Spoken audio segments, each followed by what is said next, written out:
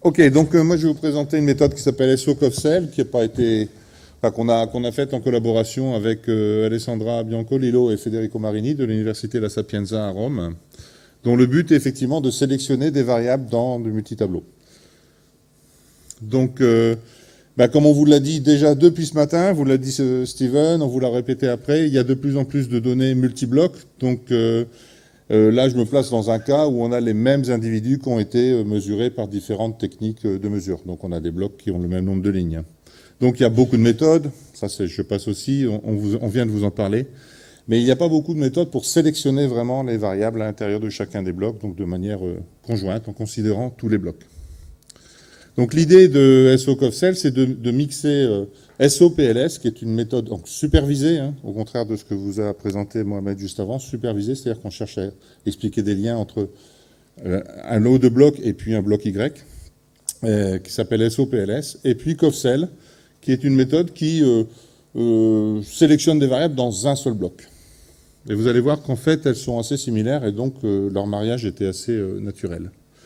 Donc SO-PLS, le principe, c'est d'extraire des variables complémentaires dans chacun des blocs à l'aide d'une PLS. C'est-à-dire, vous faites une PLS sur le premier bloc, donc vous allez extraire des loadings et des scores, mais surtout les scores, qui sont donc orthogonaux.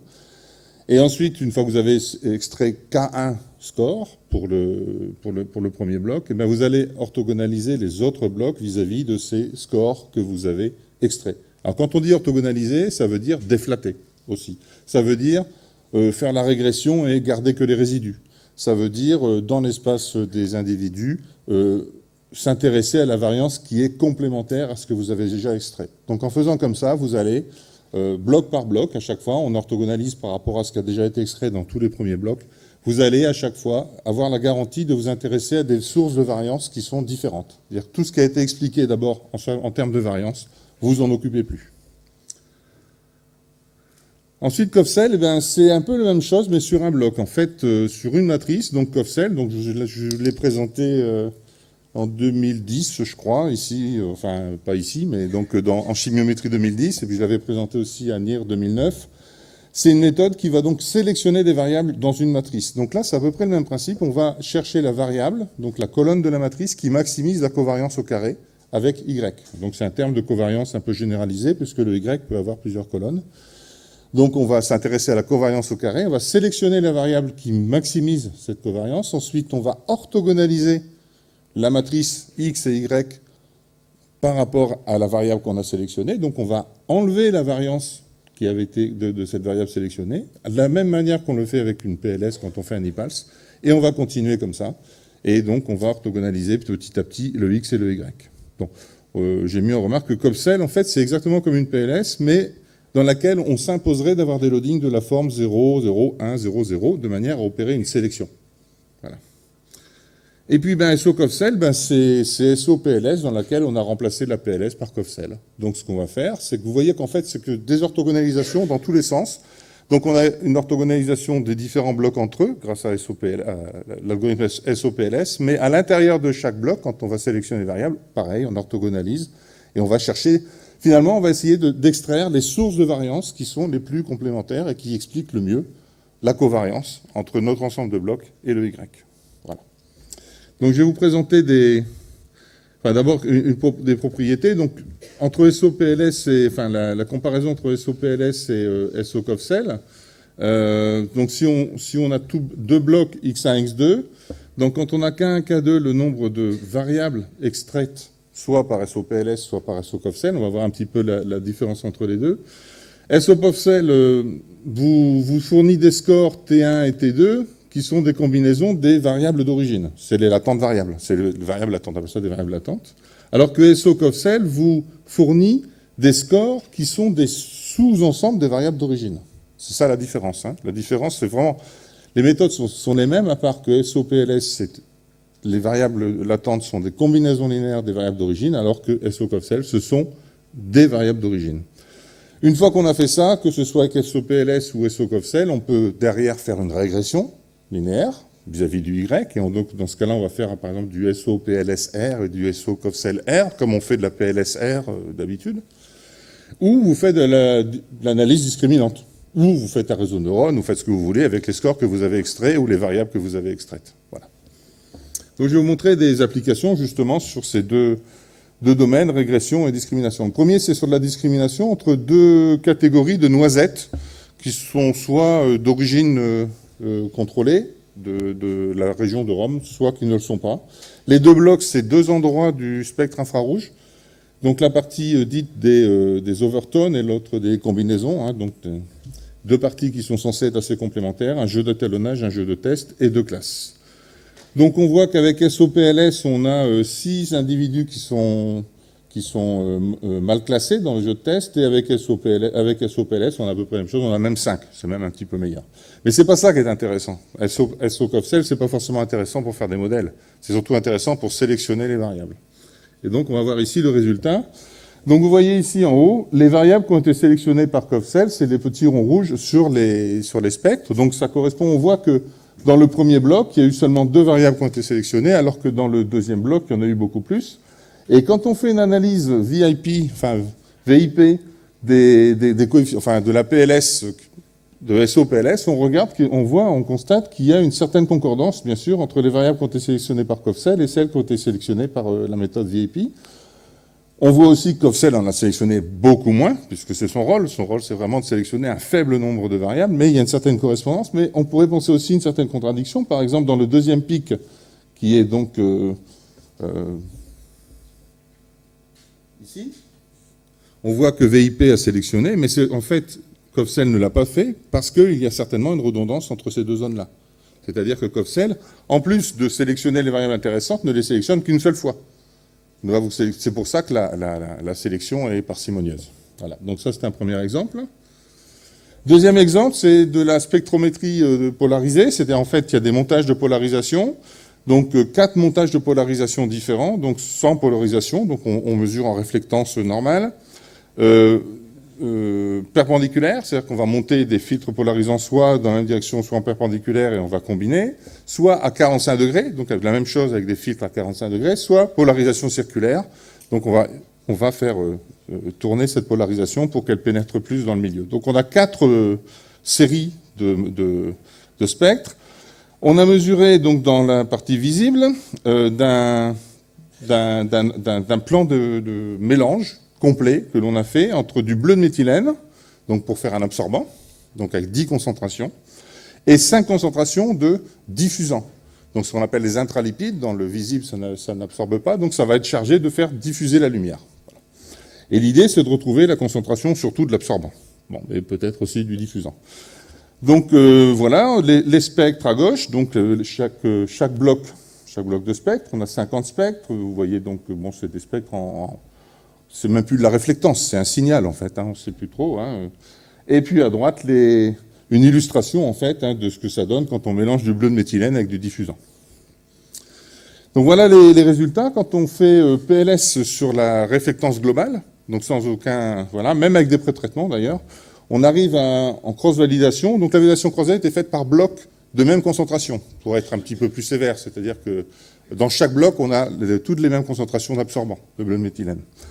Et donc, vous voyez qu'on a une erreur de validation croisée assez élevée, 20, pour l'absorbant, et puis 0,92 pour le diffusant, à comparer des différentes méthodes multiblocs qu'on utilise derrière. Donc, SOPLS, donc, dans laquelle on a sélectionné 6, 7 et 2 variables latentes pour chacun des blocs, et 0 pour le dernier. On descend à un segvé de 13,6, donc c'est la meilleure méthode, pas de souci. Mais on utilise tous les spectres. Bon, mais si maintenant on veut sélectionner quelques variables bien précises avec COVCEL, donc on a 2 solutions. On en a une qui n'est pas très parcimonieuse avec 7, 3, 2 et 3. On descend à 15,6 de segvé avec un R2 0,84. Et on a une solution très intéressante avec seulement 4 variables. Une variable dans le premier jeu de spectre, 2 variables dans le deuxième bloc et une variable dans le troisième et 0 dans la polarisation circulaire. Et donc avec 4 variables, on a un segvé qui est correct de 15,1. Et ce qui est intéressant, c'est que quand on regarde les variables qui ont été sélectionnées, on voit qu'en fait, c'est 3 longueurs d'onde mélangées avec 3 modes de polarisation. Hein, puisqu'il y a 2 longueurs d'onde qui sont communes entre 2 blocs qui ont été sélectionnés. Donc ça veut dire que concrètement, on pourrait penser, enfin, ça semble faisable de faire un capteur pour mesurer la concentration de l'absorbant dans un milieu diffusant, enfin, dans cette région du spectre, avec 3 longueurs d'onde et 3 montages de polarisation différents.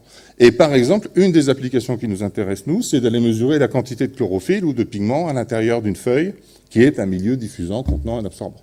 Voilà. Donc c'est vraiment ça qu'il faut comprendre, c'est que Covcell, c'est très intéressant, et SoCovcell aussi, pour sélectionner un nombre de variables suffisamment petit pour qu'on puisse construire des capteurs pas chers, etc. C'est vraiment complètement différent que faire une PLS avec toutes les variables. Voilà. Un dernier exemple pour vous montrer aussi qu'on peut l'utiliser avec plus de blocs qui sont complètement différents, pas seulement de la spectrométrie. Donc là, il s'agissait de discriminer entre 4 pôles sensoriels, 208 exemples de chocolat, 208 échantillons. Il a fallu tous les goûter, hein. Désolé.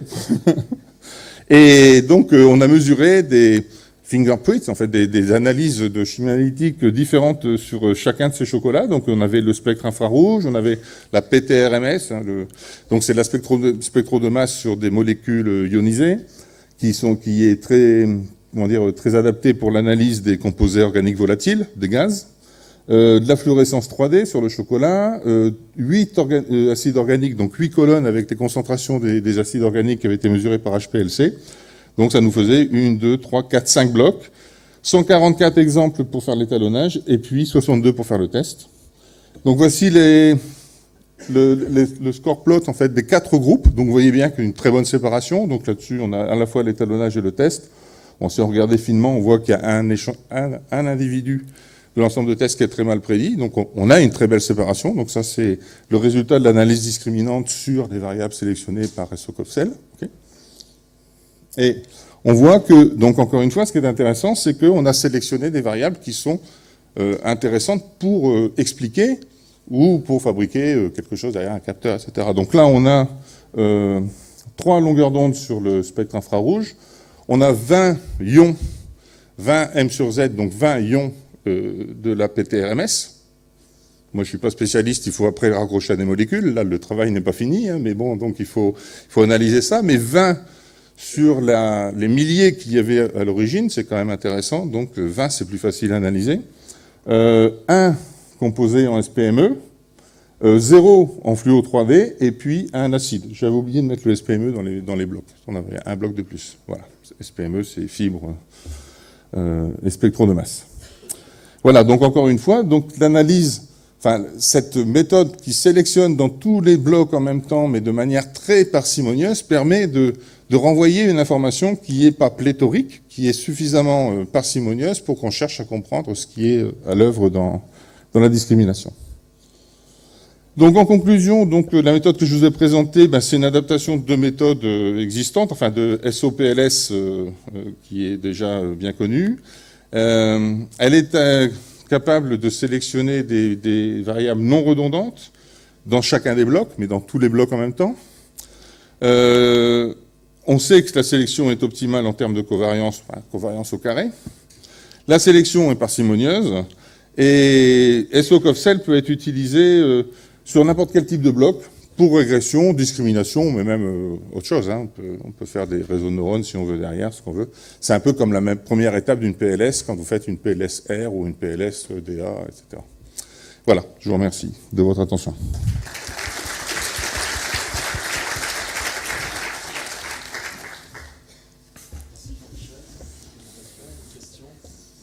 Ouais.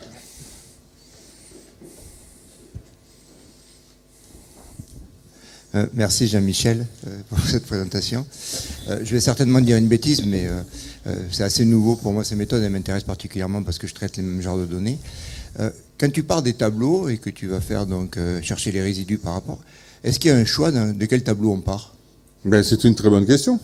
Et Douglas voulait et donc je te remercie d'avoir fauché l'herbe sous le pied de Douglas. Oh, alors je suis pas peu fier. Je suis pas peu fier. Alors effectivement, c'est une très bonne question. C'est-à-dire d'un point de vue statistique, variance, etc., la méthode dit de toute manière, elle sera pas meilleure si on met un tableau avant un autre, puisqu'on va orthogonaliser, donc on va sortir les informations. Si dans 2 tableaux il y a des informations qui sont les mêmes, qu'elles sortent dans un ou dans l'autre, statistiquement, ça change rien. Par contre, si elles sont complémentaires, elles vont sortir, quel que soit l'ordre dans lequel on met les tableaux. Donc ça, c'est dit.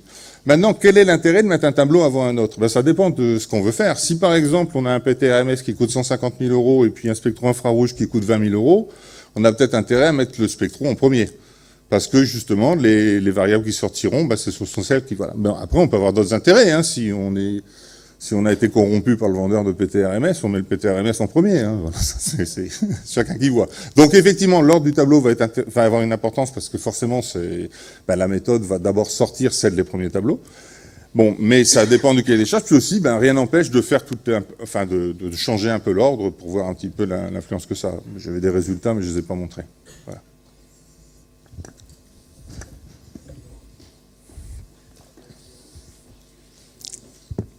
Merci. Même dans le dernier exemple que tu as montré, la fluorescence, il n'y avait pas de variable sélectionnée. Si tu avais commencé avec fluorescence en premier tableau, non. Ça aurait toujours pas... Alors non, parce que là, ce qu'il faut comprendre, c'est que comment je dis, il y en a tant qui ont été sélectionnés dans l'une et dans l'autre. En fait, c'est que moi, je teste toutes les combinaisons de variables latentes. Par exemple, je dis, je veux en sélectionner entre 0 et 20 dans le premier, entre 0 et 30 dans le deuxième, etc., etc. Je fais toutes les possibilités. Toujours, ça va être dans l'ordre, mais ça va être toutes les possibilités, et je vais garder celle qui m'a donné le meilleur résultat. Voilà. Donc, que ce soit mis en premier ou en dernier, de toute manière, ça m'aurait... Voilà. Okay. Et voilà, il n'y a rien qui sort de la fluorescence. Ok, bien. Jean-Michel, quand j'ai appris la régression multiple stepwise dans les années 70, on disait que le meilleur résultat pour avoir un couple de longueur d'onde, c'est de tester toutes les combinaisons possibles de deux longueurs d'onde 2 à 2 ou 3 par 3. Ça, c'est pas vrai, mais c'est pas grave. Soit. On va discuter. Est-ce que ton Cofcel, en ayant choisi une et une seconde, va trouver la best pair? Alors, il va trouver la meilleure paire qui, à la fois, n'est pas redondante et qui explique le Y. Comme une PLS. C'est vraiment comme une PLS. C'est comme si tu me posais la question, est-ce que les deux premières variables latentes de ma PLS, mes deux premiers loadings de PLS, est-ce que ce sont les deux meilleurs loadings? En termes de covariance vis-à-vis du Y, oui, c'est démontré. Je ne suis pas sûr de ça. Ah si, en termes de covariance, c'est sûr. Non, parce que si tu fais le best pair, tu te rends compte qu'en fait, ta deuxième ou troisième longueur d'onde, ce sont des longueurs d'onde qui ne sont pas même covariées, qui ne covarient pas avec Y du tout. Ah ben, tout à fait, oui. Mais là, de toute manière, elles ne sont pas corrélées entre elles. Et toi, tu me parles de coefficient de corrélation. Quand on fait de la stepwise, on cherche à maximiser un coefficient de corrélation. C'est-à-dire qu'on cherche à minimiser l'erreur de la régression linéaire. Oui, mais ça, c'est la coefficient de corrélation. Et ça, par exemple, c'est pas la PLS. C'est pas du tout ce qu'on fait quand on cherche à maximiser de la covariance. C'est pas du tout la même chose. Tu as donné les centrées réduites, c'est la même chose. Si tu fais une PLS sur les centrées réduites, ça revient. Non, c'est. On en parlera, oui. Tu fais d'overfitting en faisant ce que tu dis. Hein. Tu peux très facilement faire d'overfitting. Hein. Là, non. Là, non. Oui. Moi, je reviens justement à ce que Pierre... ici. Ah, là-bas. Voilà. Je reviens à ce que Pierre justement posait comme question, mais c'est une question un peu liée. Est-ce que tu as essayé le stepwise et comparé ça, sans pas travailler en multibloc, hein, je reviens vraiment au fondement de la méthode, parce que donc, ce qu'on observe en stepwise, quand on travaille sur des données très corrélées comme des données spectrales, c'est qu'on a une variable positive qui rentre dans le système, puis une avec un coefficient négatif pour compenser la première, et on a comme ça des choses alternatives et des modèles qui, en tout cas au niveau interprétation, sont tout à fait inintéressants. Ici, le fait de déflater, est-ce que le comportement du coup est différent? Ah, complètement. Complètement. Donc, mais ça, je vous demande d'aller lire l'article sur Cofcel ou de reprendre la présentation que j'avais faite. Et effectivement, quand on regarde comment évolue la quantité covariance XY en fonction de la longueur d'onde, on trace le premier, on prend le maximum, et une fois qu'on a déflaté, on voit bien que toutes les variables qui sont corrélées à la première, elles sont devenues à 0. On ne peut plus les sélectionner. Le maximum, il va ailleurs. Donc, ce que tu décris, c'est quand on fait une stepwise, parce qu'effectivement, on peut sélectionner les voisines, et on n'a pas la déflation entre les deux. On n'oblige pas l'orthogonalisation. En fait, Cofcel, on pourrait faire une stepwise avec orthogonalisation sur chaque pas, par exemple. Ça serait peut-être à peu près équivalent à Cofcel. Et ça serait effectivement équivalent à ce que tu dis. Mais l'orthogonalisation qu'on impose entre chaque sélection impose de ne pas faire d'overfitting et de ne pas faire justement ce positif négatif qu'on va avoir avec des variables qui sont côte à côte.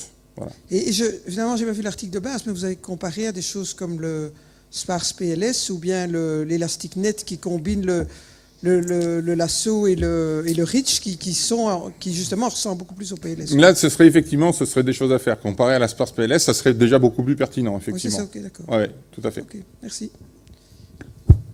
Jean-Michel, petite question concernant l'application sur les données en polarisation.